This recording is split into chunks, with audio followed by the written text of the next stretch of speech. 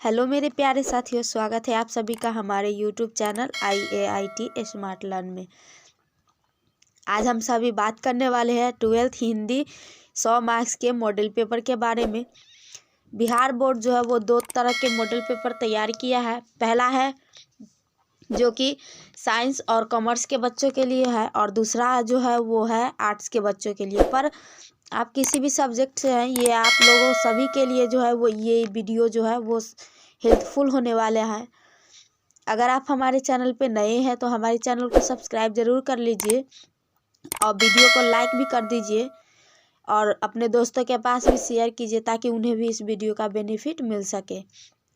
इस model paper में आपको सभी क्वेश्चन का जो है वो आंसर सही बताया जाएगा। तो चलिए वीडियो को हम स्टार्ट करते हैं।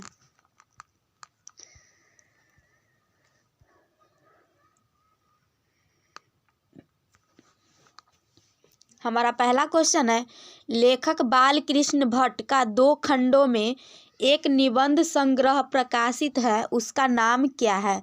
तो इसका नाम जो है वो है भट्ट निबंध माला, इसलिए इसका राइट ऑप्शन जो है वो सी हो जाएगा। चलिए हमारा अगला क्वेश्चन है, सुखमय जीवन किस लेखक की रचना है? सुखमय जीवन जो है वो किस लेखक की रचना है? तो इसका राइट आंसर जो है वो हो जाएगा B, option number B, Chandradhar Sharma Guleri. चलिए हमारा अगला क्वेश्चन है, लहना सिंह को गोली कहाँ लगी थी? लहना सिंह को गोली कहाँ लगी थी? तो लहना सिंह को गोली जो है वो जांघ में लगी थी, इसलिए इसका राइट ऑप्शन सी हो जाएगा। चलिए हमारा अगला क्वेश्चन है, जयप्रकाश नारायण शिक्षा प्राप्ति के लिए अमेरिका कब गए? जयप्रकाश नारायण शिक्षा प्राप्ति के लिए अमेरिका कब गए? तो इसका राइट ऑप्शन जो है वो हो जाएगा डी, ऑप्शन नंबर डी, 1922 ईस्वी में।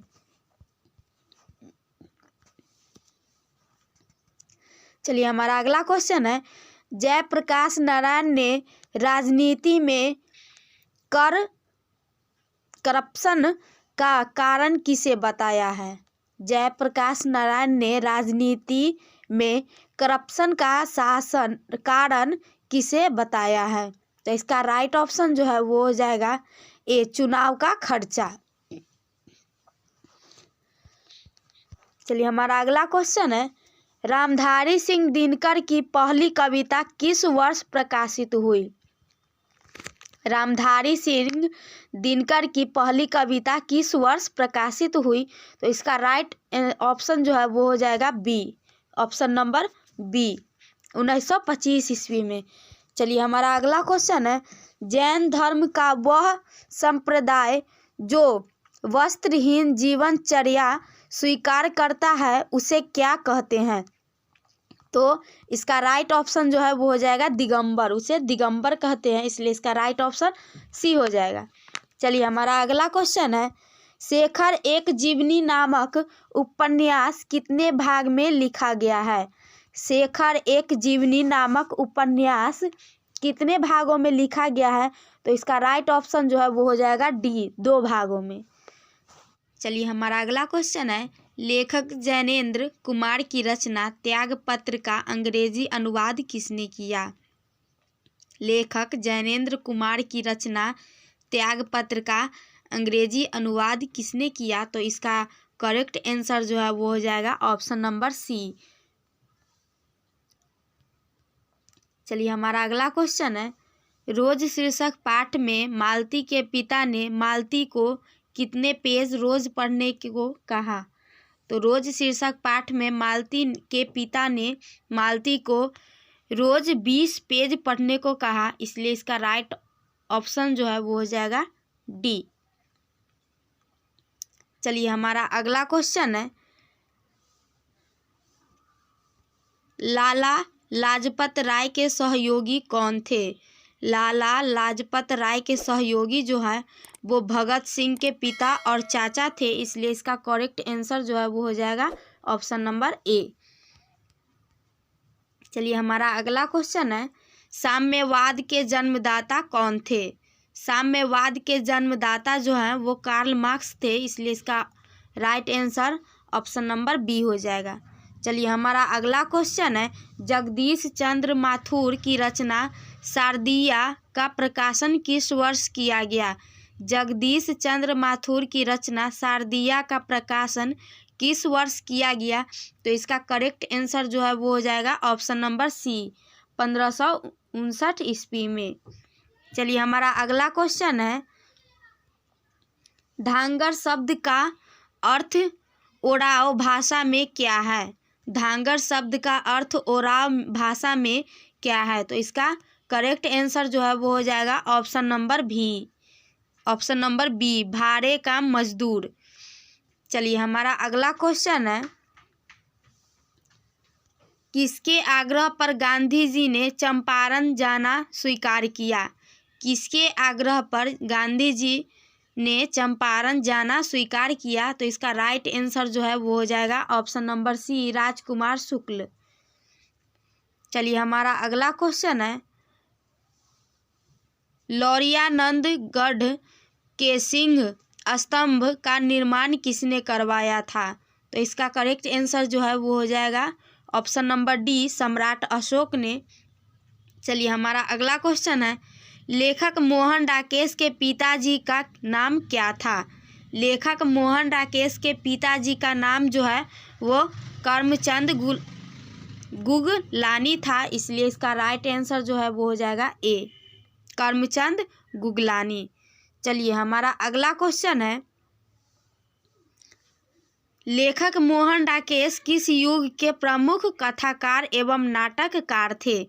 तो लेखक मोहन राकेश किस युग के प्रमुख कथाकार एवं नाटककार थे? तो इसका राइट ऑप्शन जो है हो जाएगा वो हो जाएगा सी, ऑप्शन नंबर सी इसका सही आंसर हो जाएगा। चलिए हमारा अगला क्वेश्चन है, सिपाही की माँ शीर्षक पाठ में धन्नो कितने वर्ष की है? तो इस क्वेश्चन का आंसर जो है वो आप लोगों को कमेंट के सेक्शन में कमेंट करके इस क्वेश्चन का जवाब देना है। चलिए हमारा अगला क्वेश्चन है, 1559 ईस्वी से 1959 ईस्वी से 1960 ईस्वी में नामवर सिंह किस विश्वविद्यालय में असिस्टेंट प्रोफेसर थे? तो इसका करेक्ट आंसर जो है वो हो जाएगा option number B, Banaras Hindu Vishwavidyalaya में। चलिए हमारा अगला क्वेश्चन है, मित कथन में अति कथन से अधिक शक्ति होती है, यह पंक्ति किस शीर्षक पाठ से की गई है? तो यह पंक्ति जो है वो प्रगीत और समाज से की गई है, इसलिए इसका राइट ऑप्शन जो है वो हो जाएगा ऑप्शन नंबर डी। चलिए हमारा अगला क्वेश्चन है, लेखक ओम प्रकाश वाल्मीकि को जयश्री सम्मान से कब सम्मानित किया गया? तो इसका करेक्ट 22 का करेक्ट आंसर जो है वो हो जाएगा ऑप्शन नंबर ए, 1996 ईस्वी में। चलिए हमारा अगला क्वेश्चन है, हंसते हुए मेरा अकेलापन शीर्षक पाठ के अनुसार सुरक्षा कहाँ है? हंसते हुए मेरा अकेलापन शीर्षक पाठ के अनुसार सुरक्षा कहाँ है? तो इसका सही जवाब जो है वो हो जाएगा ऑप्शन नंबर सी, सूरज की रोशनी में। चलिए हमारा अगला क्वेश्चन है, अनेक धारावाहिकों और टीवी फिल्मों में स्क्रिप्ट निम्न में से किसने लिखा है? तो इसका करेक्ट आंसर जो है वो हो जाएगा option number D, Uday Prakash. चलिए हमारा अगला क्वेश्चन है, तिरिच शीर्षक पाठ में SHO का वैवाहिक जीवन कितने साल का था? तो इसका करेक्ट आंसर जो है वो हो जाएगा 25 का करेक्ट आंसर जो है वो ए हो जाएगा, 13 साल। चलिए हमारा अगला क्वेश्चन है, निम्न में से कौन पारंपरिक शिक्षा प्रणाली से असंतुष्ट थे? तो इसका करेक्ट आंसर जो है वो हो जाएगा ऑप्शन नंबर बी, जे कृष्ण मूर्ति ने। चलिए हमारा अगला क्वेश्चन है, आ ई उ क्या है? तो आ ई उ जो है वो दीर्घ स्वर है, इसलिए हमारा राइट ऑप्शन जो है वो हो जाएगा ऑप्शन नंबर सी। चलिए हमारा अगला क्वेश्चन है, मुक्ताक्षर की अंतिम ध्वनि क्या होती है? मुक्ताक्षर की अंतिम ध्वनि जो है वो क्या होती है? तो इसका करेक्ट आंसर जो है वो हो जाएगा ऑप्शन नंबर डी, स्वर होती है। हमारा अगला क्वेश्चन है, आविष्कार का संधि विच्छेद क्या होगा? तो आविष्कार का संधि विच्छेद जो है वो आवी जोड़ कार हो जाएगा, इसलिए इसका राइट आंसर जो है वो हो जाएगा ऑप्शन नंबर ए। चलिए हमारा अगला क्वेश्चन है, अनुस्वार की ध्वनि प्रकट करने के लिए लिपि चिन्ह के ऊपर क्या लगाया जाता है? तो अनुस्वार की ध्वनि प्रकट करने के लिए लिपि चिन्ह के ऊपर जो है वो बिंदु लगाया जाता है, इसलिए इसका राइट ऑप्शन जो है वो हो जाएगा ऑप्शन नंबर बी। चलिए हमारा अगला क्वेश्चन है, ठ का उच्चारण स्थान क्या है? ठ का उच्चारण स्थान जो है वो हो जाएगा मूर्धा, इसलिए इसका राइट आंसर जो है वो हो जाएगा ऑप्शन नंबर सी। चलिए हमारा अगला क्वेश्चन है, निम्न में से शुद्ध शब्द कौन है? निम्न में से शुद्ध शब्द जो है वो कौन है? तो इसका करेक्ट आंसर हो जाएगा ऑप्शन नंबर डी, संवाद। चलिए हमारा अगला क्वेश्चन है, द्वंद्व समास में पदों के बीच कौन चिन्ह लगता है? तो द्वंद्व समास में पदों के बीच जो है वो योजक चिन्ह लगता है, इसलिए आपका राइट आंसर जो है वो हो जाएगा ऑप्शन नंबर ए। चलिए हमारा अगला क्वेश्चन है, कावेरी नदी कौन संज्ञा है? कावेरी नदी जो है वो कौन सी संज्ञा है? तो इसका करेक्ट आंसर जो है वो हो जाएगा ऑप्शन नंबर सी, व्यक्तिवाचक संज्ञा है। चलिए हमारा अगला क्वेश्चन है, निर्माण शब्द कौन लिंग है? निर्माण शब्द जो है वो कौन सा लिंग है? तो इसका करेक्ट आंसर जो है वो हो जाएगा ऑप्शन नंबर सी, पुल्लिंग है। चलिए हमारा अगला क्वेश्चन है, भीख शब्द क्या है?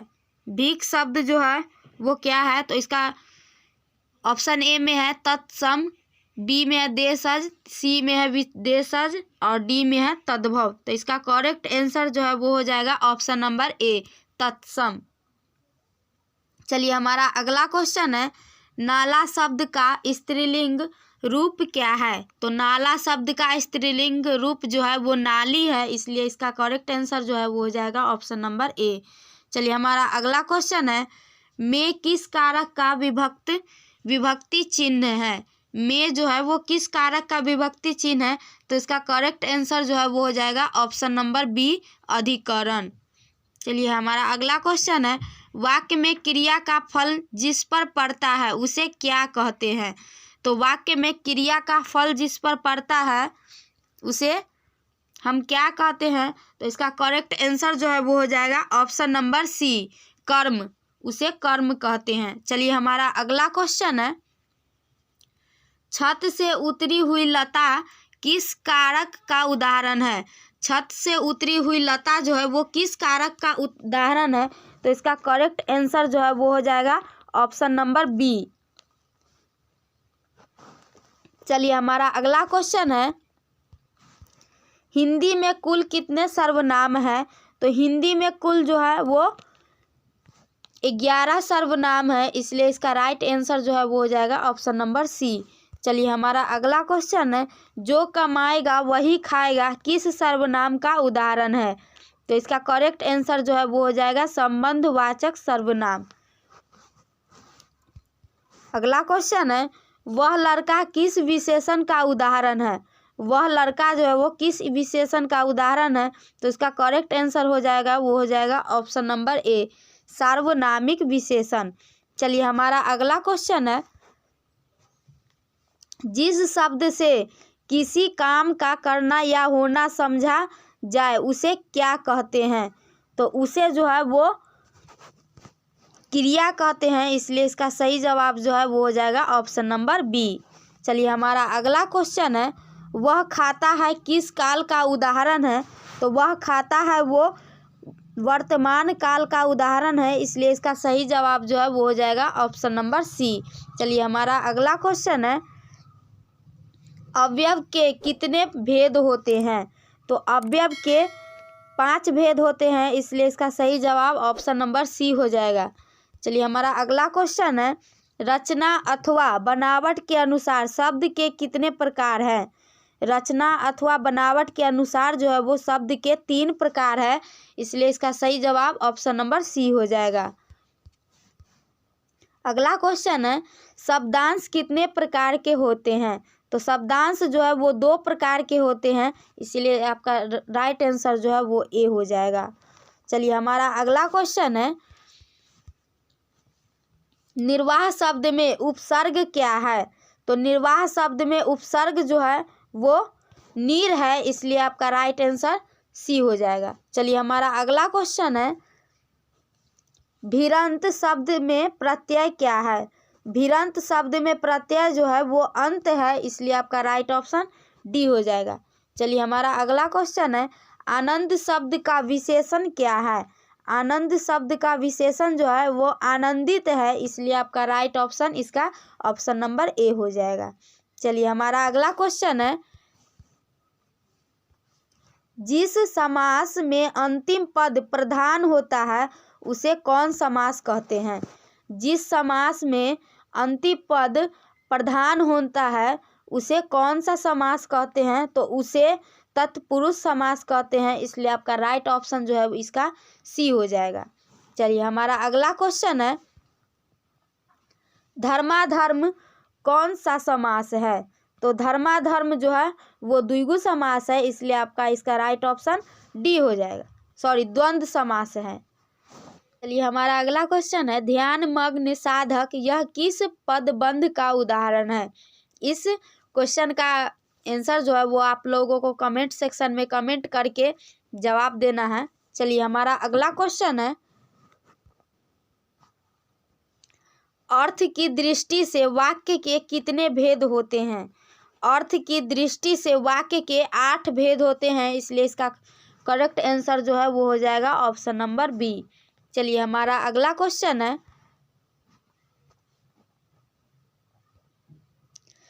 सूर्योदय होने पर कुहासा जाता रहा यह कौन वाक्य है? सूर्योदय होने पर कुहासा जाता रहा यह कौन सा वाक्य है? तो इसका करेक्ट आंसर जो है वो हो जाएगा ऑप्शन नंबर सी, सरल वाक्य है। चलिए हमारा अगला क्वेश्चन है, निम्नलिखित में शुद्ध वाक्य कौन है? निम्नलिखित में शुद्ध वाक्य जो है वो साहित्य और जीवन का अभिन्न संबंध है, इसलिए आपका राइट ऑप्शन इसका सी हो जाएगा। चलिए हमारा अगला क्वेश्चन है, कुबेर शब्द का पर्यायवाची क्या होगा? कुबेर शब्द का पर्यायवाची जो है वो ऑप्शन नंबर डी हो जाएगा, धनद हो जाएगा। चलिए हमारा अगला क्वेश्चन है, आत्मा शब्द का विलोम क्या है? आत्मा शब्द का विलोम जो है वो परमात्मा है, इसलिए आपका राइट ऑप्शन ए हो जाएगा। चलिए हमारा अगला क्वेश्चन है, जिसके पानी में चक्र है के लिए एक शब्द क्या है? अगला क्वेश्चन क्या है कि जिसके पानी में चक्र है के लिए शब्द क्या है? तो इसका राइट ऑप्शन जो है वो हो जाएगा ऑप्शन नंबर बी, चक्र पानी। चलिए हमारा अगला क्वेश्चन है, जान पर खेलना मुहावरे का अर्थ है। तो जान पर खेलना मुहावरे का अर्थ है साहसिक कार्य करना। चलिए हमारा अगला क्वेश्चन है, योग न होने पर भी जो साथ रहे उसे क्या कहते हैं? योग न रहने पर भी जो साथ रहे उसे हम अयोगवाह कहते हैं, इसलिए आपका राइट ऑप्शन सी हो जाएगा। चलिए हमारा अगला क्वेश्चन है, क वर्ग, च वर्ग, ट वर्ग, त वर्ग और प वर्ग कौन व्यंजन है? तो इसका राइट ऑप्शन जो है वो हो जाएगा ऑप्शन नंबर डी, स्पर्श व्यंजन है। चलिए हमारा अगला क्वेश्चन है, उच्चारण का संधि विच्छेद क्या है? उच्चारण का संधि विच्छेद जो है वो उत जोड़ चारण है, इसलिए आपका राइट ऑप्शन इसका ए हो जाएगा। चलिए हमारा अगला क्वेश्चन है, म का उच्चारण स्थान क्या है? तो म का उच्चारण स्थान जो है वो ओष्ठ है, इसलिए इसका राइट ऑप्शन बी हो जाएगा। चलिए हमारा अगला क्वेश्चन है, निम्न में से शुद्ध शब्द कौन है? निम्न में से शुद्ध शब्द जो है वो अध्ययन है, इसलिए आपका करेक्ट आंसर जो है इसका ऑप्शन नंबर सी हो जाएगा। चलिए हमारा अगला क्वेश्चन है, प्रशांत महासागर कौन सा संज्ञा है? प्रशांत महासागर जो है वो कौन सा संज्ञा है? तो इसका करेक्ट आंसर जो है वो हो जाएगा ऑप्शन नंबर डी, व्यक्तिवाचक संज्ञा है। अगला क्वेश्चन है, लज्जा शब्द कौन लिंग है? लज्जा शब्द जो है वो कौन सा लिंग है? तो इसका करेक्ट आंसर हो जाएगा ऑप्शन नंबर ए, स्त्रीलिंग है। चलिए हमारा अगला क्वेश्चन है, जीव शब्द क्या है? जीव शब्द, इसका क्वेश्चन का आंसर जो है वो आप लोगों को कमेंट सेक्शन में कमेंट करके इसका जवाब देना है। चलिए हमारा अगला क्वेश्चन है, उसने लड़कों को मिठाइयाँ दी, यह किस कारक का उदाहरण है? तो इसका करेक्ट आंसर जो है वो हो जाएगा संप्रदान कारक का। चलिए हमारा अगला क्वेश्चन है, उपनिवेश शब्द का विशेषण क्या है? उपनिवेश शब्द का विशेषण जो है वो औपनिवेश है, इसलिए इसका सही जवाब जो है वो हो जाएगा ऑप्शन नंबर बी। चलिए हमारा अगला क्वेश्चन है, रस्सी का टुकड़ा शीर्षक पाठ में बटुआ लौटाने वाले को कितने इनाम की घोषणा की गई? रस्सी का टुकड़ा शीर्षक पाठ में बटुआ लौटाने वाले को कितने इनाम की घोषणा की गई? तो इसका करेक्ट आंसर जो है वो हो जाएगा ऑप्शन नंबर सी, 20 फ्रैंक। चलिए हमारा अगला क्वेश्चन है, क्लर्क की मौत शीर्षक पाठ में क्लर्क का क्या नाम है? तो इसका करेक्ट आंसर जो है वो हो जाएगा ऑप्शन नंबर डी। चलिए हमारा अगला क्वेश्चन है, पेशगी शीर्षक पाठ में छोटी बच्ची का नाम क्या था? पेशगी शीर्षक पाठ में छोटी बच्ची का नाम जो है वो फ्रैंकवा था, इसलिए इसका राइट ऑप्शन जो है वो हो जाएगा ऑप्शन नंबर ए। चलिए हमारा अगला क्वेश्चन है, मलिक मोहम्मद जायसी के गुरु कौन थे?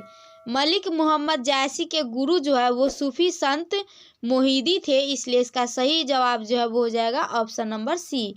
चलिए हमारा अगला क्वेश्चन है, मलिक मोहम्मद जायसी कैसे कवि हैं? मलिक मोहम्मद जायसी जो है वो प्रेम की पीर के कवि है, इसलिए इसका सही जवाब जो है वो हो जाएगा ऑप्शन नंबर ए। चलिए हमारा अगला क्वेश्चन है, सूरदास के दीक्षा गुरु कौन थे? सूरदास के दीक्षा गुरु जो हैं वो महाप्रभु वल्लभाचार्य थे, इसलिए इसका राइट ऑप्शन डी हो जाएगा। चलिए हमारा अगला क्वेश्चन है, कन्या का अर्थ क्या होता है? तो कन्या का अर्थ जो है वो गोद होता है, इसलिए इसका राइट ऑप्शन ए हो जाएगा। चलिए हमारा अगला क्वेश्चन है, सूरदास रचित पद मुख्यतः किस भाव के हैं? तो इसका करेक्ट आंसर जो है वो हो जाएगा बी, ऑप्शन नंबर बी। चलिए हमारा अगला क्वेश्चन है, पिता नंद की गोद में बैठकर बालक कृष्ण के भोजन करने का वर्णन सूर के किस पद में वर्णित है? पिता नंद की गोद में बैठकर बालक कृष्ण के भोजन करने का वर्णन सूर के किस पद में वर्णित है? तो इसका करेक्ट आंसर जो है वो हो जाएगा ऑप्शन नंबर सी, द्वितीय पद में। चलिए हमारा अगला क्वेश्चन है, तुलसीदास का मुंह बोला नाम क्या था? तुलसीदास का मुंह बोला नाम जो है वो क्या था? तो राम बोला था, इसलिए इसका राइट ऑप्शन जो है वो हो जाएगा ऑप्शन नंबर डी।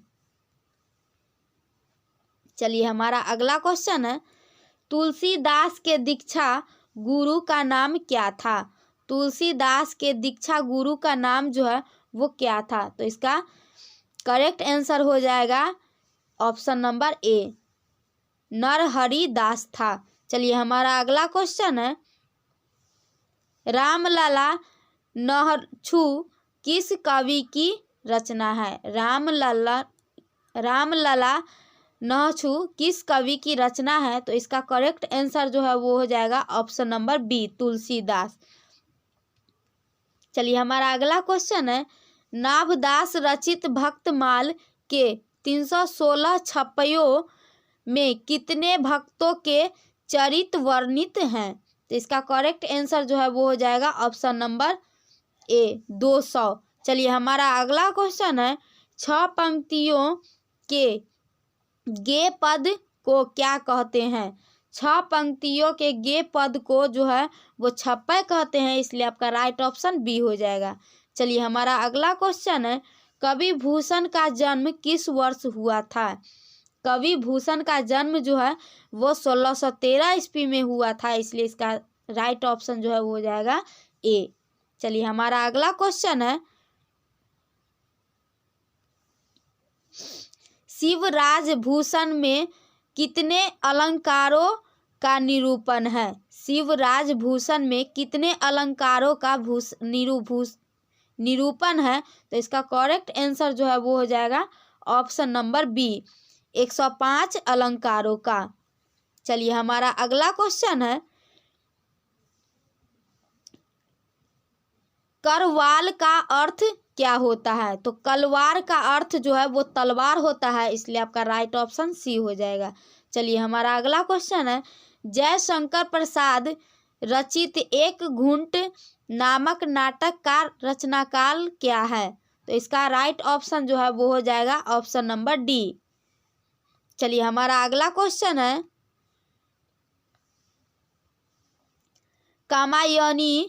कामायनी महाकाव्य की नायिका का नाम क्या है? कामायनी महाकाव्य की नायिका का नाम जो है वो क्या है? तो इसका करेक्ट आंसर हो जाएगा श्रद्धा, ऑप्शन नंबर ए। चलिए अगला क्वेश्चन है कवित्री सुभद्रा कुमारी चौहान के क्रास्ट वेस्ट गर्ल्स स्कूल में कौन प्रसिद्ध कवित्री ने प्रारंभिक शिक्षा प्राप्त की? तो इसका करेक्ट आंसर जो है वो हो जाएगा option number B Mahadevi Verma. चलिए 92 नंबर क्वेश्चन का जवाब जो है वो हो जाएगा ऑप्शन नंबर बी पुत्र वियोग। चलिए हमारा अगला क्वेश्चन है नया खून नामक पत्र का संपादन गजानन माधव मुक्ति बोध ने कहाँ से किया? नया खून नामक पत्र का संपादन गजानन माधव मुक्ति बोध ने कहाँ से किया? तो इसका राइट ऑप्शन जो है वो हो जाएगा ऑप्शन नंबर सी नागपुर से। चलिए हमारा अगला क्वेश्चन है निम्न में से किस कवि ने प्रायः लंबी कविताएं ही लिखी है? निम्न में से किस कवि ने प्रायः लंबी कविताएं ही लिखी है? तो इसका राइट ऑप्शन जो है वो हो जाएगा option number D Gajanan Madhav मुक्ति बोध ने। चलिए हमारा अगला क्वेश्चन है आत्महत्या के विरुद्ध शीर्षक कविता किसकी रचना है? आत्महत्या के विरुद्ध शीर्षक कविता किसकी रचना है? तो इसका करेक्ट आंसर जो है वो हो जाएगा ऑप्शन नंबर डी रघुवीर सहाय की। चलिए हमारा अगला क्वेश्चन है अधिनायक शीर्षक कविता में पूरब पश्चिम से कौन आते हैं? अधिनायक शीर्षक कविता में पूरब पश्चिम से कौन आते हैं? तो इसका करेक्ट आंसर जो है वो हो जाएगा ऑप्शन नंबर ए नंगे बूचे नरकंकाल।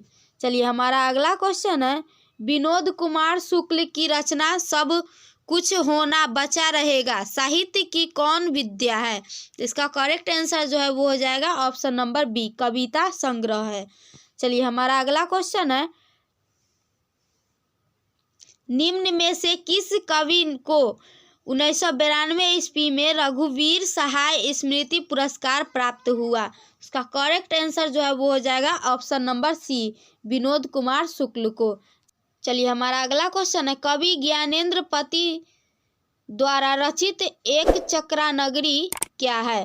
तो इस क्वेश्चन का जवाब जो है वो आप लोगों को कमेंट सेक्शन में कमेंट करके देना है। चलिए हमारा अगला क्वेश्चन है गांव का घर शीर्षक कविता में टिकुली साटने के लिए किस पेड़ से छुड़ाई गई गोंद का गेह है? तो इसका करेक्ट आंसर जो है वो हो जाएगा ऑप्शन नंबर ए सहजन के पेड़ से।